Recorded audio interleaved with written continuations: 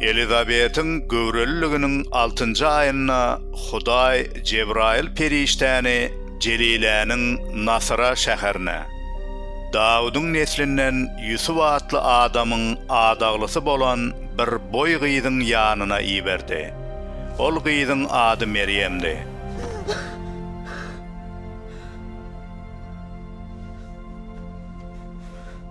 Perişte onun ýanyna gelip, "Salam, ey ýalkanan gyz, Reb seniň bilendir," diýdi. Meryem bu sözlere ör gökten gelip, bu salamyň näme aňladýandygyny biljek bolup pikire batdy. Perişte oňa ýüzlenip, "Korkma, Meryem, sen Hudaýyň nazaryna merhemet tapdyň. Sen göwreli bolup bir ogul dogurarsyň. Onuň adyna İsa dakarsyň. Ol beýik bolar. Oňa beýik Hudaýyň oglu diýler.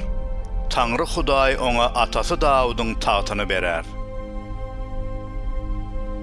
Ol Ýakubyň nesliniň üstünden ebedilik şalyk sürer. Paçalygynyň soňu bolmaz," diýdi.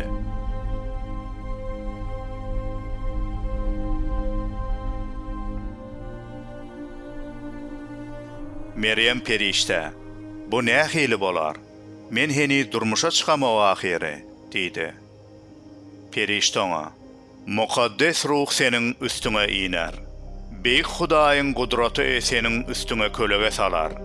Şonuň üçin hem doguljak çaga mukaddes saýlar. Oňa Hudaýyň oglu diýler. Anha senin garynnaşyň Elizabetiň hem garrydygyna garamazdan göwresine çaga bar. Önelgesi diýilýän bu aýal eýýäm 6 ay bäri göwrelidir. Çünki Hudaýyň ýanyna mümkin däl zat ýokdur," diýip jogap berdi. Meryem, "Men Rabbiň gyrnagydyrin. Goý, maňa seniň aýdyşyň ýaly bolsun," diýdi.